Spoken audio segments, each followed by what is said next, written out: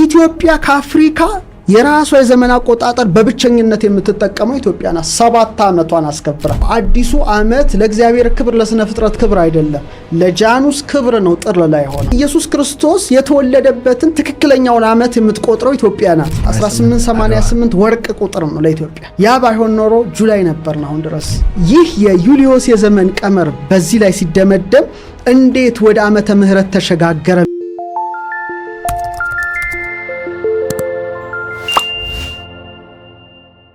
ጥሩ ይሄ ነገር ከማንሳቴ በፊት ትንሽ የጁሊያን ካሌንደርን ጠቆም ላድርግ፣ መነሻ ይሆነናል ብዬ አስባለሁ። እሺ። ምክንያቱም አሁንም የጁሊያን ካሌንደር ልክ እንደ ግብፁ አምታተው የጁሊያን ካሌንደር እንደምንቀበል ያደርጋሉ። ይህም መጥራት አለበት። ስለዚህ የሮማውያን ካሌንደር መነሻው ቅድመ ልደተ ክርስቶስ 753 ዘመን ወደ ኋላ ይሄዳል፣ ከክርስቶስ ልደት በፊት። አሁን እንግዲህ እንለየው ዓመተ ምህረት መነሻውን እዚህ ላይ እንለየዋለን። እንግዲህ የሮምን ከተማ የመሰረተው ሮሙሉስ ይባላል። የተራቀቀ የዘመን ቀመር አልነበራቸውም፣ እውቀቱ የላቸውም። በጥንት ሮማውያን 10 ወራት ነው ያላቸው፣ 304 ቀናት ብቻ ነው ያላቸው። ትንሽ ነው። ቀሪዎቹ 61 ቀናት ጥርና የካቲት በጣም ብርድ ነው ታውቀዋለህ፣ አውሮፓ እና በጣም ብርድም ጦርነትም እርሻም ስለሌለ የሞቱ ወራት ተብሎ ይታሰቡ ነበር፣ አይቆጠሩ። ልክ ዓመቱ የሚጀምረው ማርች ላይ መጋቢት ያደርጉ ነበር። ይያዝ የመጀመሪያው መጋቢት፣ ቀጥሎ አበባ የሚጀምርበት ስለሆነ ነው። ቀጥሎ ኑማ ፓምፒሊየስ ተነሳ 713 ቅድመ ልደተ ክርስቶስ። ይህንን አሻሻለ። ምን አደረገ? የሮሙሉስን አቆጣጠር ወደ ጨረቃ አውደ ዓመት አመጣው። ማለትም ሉናር ሳይክል 354 ነው፣ ኦልሞስት 355 አደረገ። ጃንዋሪና ፌብሩዋሪን ጨመረ፣ እሱ ማለት ነው ጥርና የካቲት ማለት ነው። ጨመረ፣ አዲስ ወር ተጨመረላቸው ማለት ነው። ስለዚህ ወሩ ወደ 12 ወራት አደገ። ይሄ ነው የሮማ አቆጣጠር መነሻ። መርሶዲኒየስ የሚባል በካህናት ውሳኔ የሚጨመር ወር ነበረ። እሱ ትንሽ አቢዩስ ስለሚበታትኑት ምስቅልቅሉ ነበረ። በኋላ ጁሊየስ መጣ ማለት ነው። አሁን ነው ዩሊዮስ የሚባለው ዘመን ቀመር በደንብ መገለጽ አለበት። ከክርስቶስ ልደት በፊት 45 ዘመን ቀደም ብሎ የተነሳ ነው እና ሶሲሸንስ የሚባል የእስክንድሪያ የስነ ፈለክ አዋቂ አማክሮት የጨረቃን ዘመን አቆጣጠር ሉናር ካሌንደርን በመተው ወደ ሶላር መጣ ማለት ነው። ጥንት ስልጡን ህዝቦች ወደሚጠቀሙበት ሲመጣ ልንገረ ሊፒር አሁን ጳጉሜ አለች አይደለ? ሰግር የምናደርግባት የምንሸጋገርባት ፌብሩዋሪ 28 አይደለች? 29 እንድትሆን አደረገ። በአራት ዓመት አንዴ ማለት ነው። ስለዚህ 46 ዓመተ ምህረት ላይ ቀናቱ ብዛት 455 ቀናት ሆነ ለማስተካከል እና የተዘበራረቀ ዓመት ተብሎ ይጠራል። ያወቅት ግራ ያጋባ ነበረ። ሌላ ምን አደረገ መሰለ? የዓመቱን መነሻ ከመጋቢት ወደ ጥር ያመጣው እሱ ነው። አሁን ዓለም የሚጠቀምበት ለምን ጥር ላይ ያመጣ መሰለ? ፀሐይን አይቶ አይደለም፣ የህዝብ ተወካዮች ምክር ቤት ስልጣን የሚረከቡበት ወር ስለነበረ ሌላ አይደለም። ሁለተኛ ጃኑስ ነው ጣዖቱ። ጃኑስ 2 ነው፣ ስታቹ ነው፣ 2 ፊት አለው። አሁን ለምሳሌ ይሄን ማይክ እንደዚህ አንዱ የኋላውን ዓመት ያያል፣ አንዱ የፊቱን ዓመት ያያል ማለት ለሱ ክብር ነው። አዲሱ ዓመት ለእግዚአብሔር ክብር ለስነ ፍጥረት ክብር አይደለም፣ ለጃኑስ ክብር ነው። ጥር ላይ ሆነው ትንሽ ሶሲጀንስ ያማከረው ምናልባት እቺ እንትን የገና ጀንበር አጭር አይደለች ትንሽ ትቀርባለች ጥር የሚል ነው ሙከራው እንጂ ከዛ ውጪ ምንም አይነት እንትን አልነበረው። ስለዚህ ዛሬ ዓለም በእውነት በዛ መስፈርት ነው እንግዲህ ለስንት ሺህ ዘመን በዩሊዮስ ጃኑስ ጣዖት ነው ዓለም አዲሱን ዓመት የምትጀምረው። ኢትዮጵያ ከዚህ መንፈስ ወጥታለች። ያ ባይሆን ኖሮ 1888 ወርቅ ቁጥር ነው ለኢትዮጵያ። ያ ባይሆን ኖሮ ጁላይ ነበር ነው አሁን ድረስ። ጃኑስን እያመለክን ነበር በወራት። ለዚህ ነው ሮማ ዓለምን እየመራች ነው እስካሁን። የሮማ እንትን አልተቋረጠም ሌጋሲዋ። በኋላ ኩንቲሊስ የሚባለውን 5ኛውን ወር ልደቴ ስለሆነ ብሎ ጁላይ ያደረገ። ከሱ በኋላ ቅድመ ልደተ ክርስቶስ ወደ 8 ዓመት የነበረው ኦገስት ደግሞ አውግስጦስ ኦገስት አደረገ፣ ሴኪስቲሊስን ቀይሮ ማለት ነው። ስለዚህ ምንድነው ከዩሊዮስ ጋር የሚያገናኛት ኢትዮጵያ ጁሊያን ካሌንደር ልትል የምትችለው? ዘወሊ ሊመሳሰል የሚችለው ምናልባት 365 ቀናት ካልሆነ በቀር እንጂ ጳጉሜን የላቸውም። በታትነዋል። 30፣ 31 ፌብሩዋሪ 28 ሆናል። ምንድነው ምን ሊያመሳስላትስ ይችላል ብለህ ስትመጣ ምንም ያመሳስላት ነገር የለም። እንግዲህ ይሄ እስከ 16ኛው ዘመን ቀጠለ። ፖፕ ጎርጎሪዮስ የግሪጎሪያን ካሌንደር ትንሽ ማስተካከያ ያደረገበት እንጂ ለ1600 ዓመታት ዓለም የተመራበት ካሌንደር ዩሊዮስ ነው። አሁንም ቢሆን እየተመራበት ያለበት ጉዳይ ነው። አሁን እንግዲህ ይህ የዩሊዮስ የዘመን ቀመር በዚህ ላይ ሲደመደም እንዴት ወደ ዓመተ ምህረት ተሸጋገረ የሚለውን ነገር ደግሞ እናንሳ ማለት ነው። ወሳኝ ነጥብ ይመስለኛል። እዚህ ላይ ማነሳል ነጥብ ምንድነው? ኢትዮጵያ ስትቆጥር የነበረው አቆጣጠር ቅድመ ልደተ ክርስቶስ የነበረው ዓመተ ፍዳ ዓመተ ኩነኔ ከልደተ ክርስቶስ ወደ ያለውን ዓመተ ምህረት ነው። ምክንያቱም የኢትዮጵያ ታሪክ ምንድነው? ባዜን በነገሰ በ8ኛው ዓመት ኢየሱስ ክርስቶስ ተወለደ ነው። ስለዚህ ቅድመ ልደተ ክርስቶስ 5500 ዘመን አለ።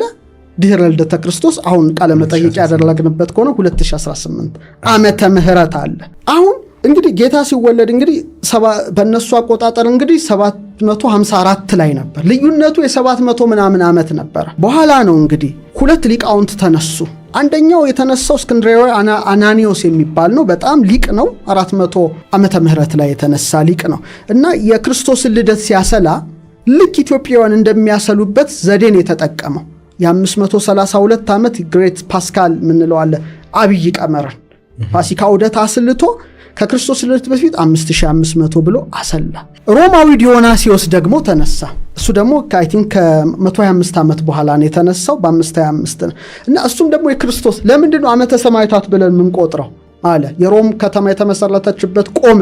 ቆስጠንጢኖስ ሲመጣ ምን መጣ? ዓመተ ሰማዕታት ዲዮቅልጥያኖስ ብዙ ክርስቲያኖችን የጨረሰበት 284 ላይ ወደ ዓመተ ምህረት መመለስ አለብን ተብሎ ስሌት ማስላት ሲጀምር የ7 ዓመት ልዩነት የሰራው ዲዮናሲዮስ ኤክሲኪዩስ ነው ማለት ነው። አሁን ዓለም በእኛና በምኖች በምዕራቡ መካከል ያለውን 7 ዓመት የከፈተው እሱ ምን አለ? አቆጣጠሩን ኤዲ ያለው አኖ ዶሚኒ ማለት ነው። አኖ ዶሚኒ ማለት ይር ኦፍ ዘ ሎርድ ማለት ነው። የጌታ ዓመት ማለት ነው። ጌታው ማን ነው? ኢየሱስ ክርስቶስ ነው። ዓመተ ምህረት ማለት ነው። እኛ ምህረት ዓመት ነው የምንለው። ፈረንጆቹ ኤዲ ነው የሚሉት። ስለዚህ በእኛ 2018 ዓመተ ምህረት ነው፣ በእነሱ ደግሞ 2026 ኤዲ ነው። አኖ ዶሚኒ ነው። ዓለም ሁሉ በዚህ ነው የሚመራው። ኢትዮጵያ ተለይታ ከዚህ ምዕራብ ማዕቀፍ እንዴት ልትወጣ ትችላለች? ግሪጎሪያን ካሌንደርን ዓለም ሁሉ ይከተለዋል። በእርግጥ ግሪጎሪ ቀናት ነው 11 ቀን ነው የጨመረው እንጂ ዓመተ ምህረት ኤዲ የጨመሩት እነ ዲዮናሲዮስ ኤክሲጊዩስ ናቸው። በዓለም እንግዲህ 195 የዓለም ሀገራት አሉ። ኦልሞስት 168ቱ የሚጠቀሙት ዓመተ ምህረት ነው፣ ኤዲ ነው። ይሄው 2026 7 ዓመታት ልዩነታቸው። የቀሩት 27 ሀገራት የጎርጎሪዮሳዊን አቆጣጠር ሙሉ በሙሉ በከፊልም አቀናሽተው ይጠቀማሉ። ኢትዮጵያ ከአፍሪካ የራሷ የዘመን አቆጣጠር በብቸኝነት የምትጠቀመው ኢትዮጵያ ናት። 7 ዓመቷን አስከብራ የትም ዓለም ብትሄድ ኤዲ ነው የምትጠቀመው። 2026 ብትለው ኤዲ ነው፣ 2018 ብሎ ነው ክርስቶስ ከተወለደበት ዓመት ወዲያ ያለው ማለት ነው ኮመን ኢራው። ስለዚህ ኢየሱስ ክርስቶስ የተወለደበትን ትክክለኛውን ዓመት የምትቆጥረው ኢትዮጵያ ናት። ኢምፕሊኬሽኑ ያ ነው። ሌላ አንድ ነገር ልጠቅልለው። ለምሳሌ የማያዎች ካሌንደር የሚያበቃው መቼ ነበረ? 2012። አሁን አንድ ነገር ልንገር፣ ወሳኝ ጉዳይ ነው እዚህ ላይ ምነግር። እንግዲህ የኢትዮጵያን የዘመን አቆጣጠር ፍጹምነትን ልነግር ነው። ልክ 2012 ላይ የማያ ካሌንደር ያበቃል። ማያዎች ምንድነው ያሉት? ያበቃል ሲሉ አዲስ ለውጥ ምድራችን ትጀምራለች ማለት ነው። ይሄ አሁን ወሳኝ ቁም ነገር ነው እዚህ ላይ የምናገረው። ዓለም ትለወጣለች ከስንት ከ2012 በኋላ። ዓለም የተረዳው ግን የሆነ ድምጥማጥ የሚያጠፋ ነገር መጥቶ ነው፣ ግን አይደለም። ሌላ ኢራ ይጀምራል ነው። ኢራው ምንድነው? ትንሽ ጠቆም አድርጌ በስሱ አልፈዋለሁ። ስለዚህ በጣም አስፈሪ ሙቪ ተሰራ። እንደተጠበቀው 2012 ላይ ምንም አልሆነ። ስለዚህ ለቆለ አሁን ምን ተባለ?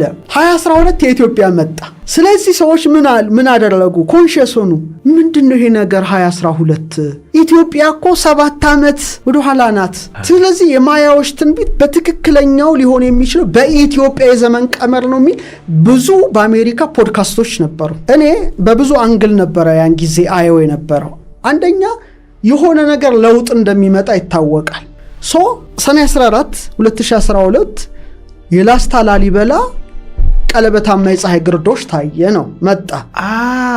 ስለዚህ በዛ በማያዎች ትምህርት ኤጅ ኦፍ አኳሪየስ ማለት የነፋስ ወቅት ጀመረ። በጣም ፍጥነት።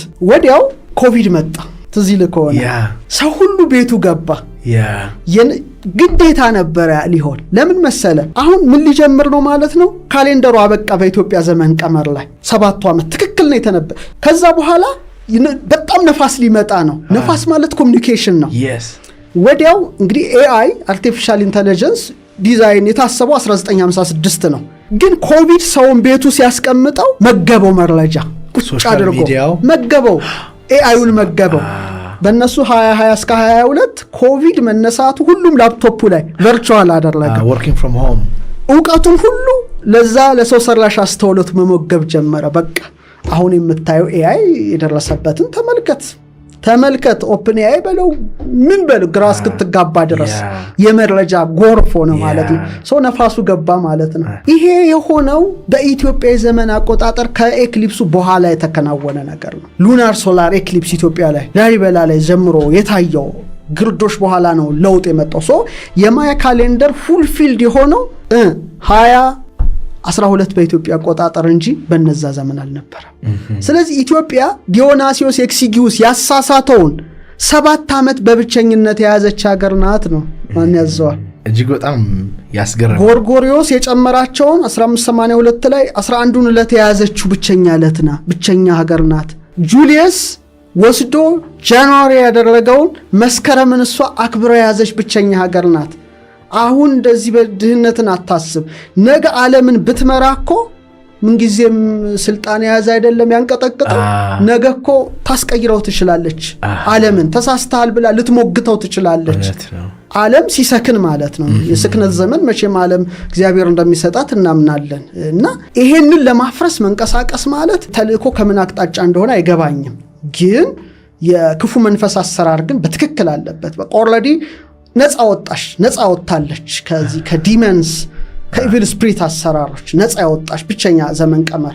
ተፈጥሮን ያማከለች ናትና ይሄ በእውነት ልናከብራት ይገባል ነው አስተያየት ግሪጎሪያን በ1582 ተነስቶ 365 ዕለት ከ6 ሰዓት የሚለውን አቆጣጠር ከ365 ዕለት ከ5 ሰዓት ከ48 ደቂቃ ከ46 ቅጽበት ነው ስለዚህ 11 ዕለት እንጨምራለ 11 ዕለት ጨመረ ያ ነው ግሪጎሪያን ካሌንደር የሚባለውና እስከ 19 ዓመተ ምህረት ድረስ እኮ ዓለማት አልተቀበሉትም ቅርብ ነው የተቀበሉት እንደውም አንዳንዶቹ give us back our 11 days 11 ዕለታችን ይመለስልን ብለው መፈከሩሉ አፍሪካው ተቀጥቅጦ ተቀብሏል በቅኝ ግዛት ወዶስ ኢትዮጵያ ናት ነፃ የሆነችው ከዚህ 1888 እና ለኔ ትልቅ ኃይል ነው ምንም ልትለው አትችልም የምዕራቡ በአማልክት ስም ነው የኢትዮጵያ በስነ ፍጥረት ስም ነው ኦኬ አማልክት እናድርገው ወይ ስነ ፍጥረትን ማይከል እናድርግ ምርጫው ኢትዮጵያ ህዝብ ነው ግን አሁን ካልነው ጋር ለምሳሌ ጉግል ካሌንደር ማይክሮሶፍት አውትሉክ የአፕል ካሌንደር የሚባለው ከነሱ ጋር አዋህደ የኢትዮጵያን የዘመን ቀመር እንደ ሀገር በታስቶ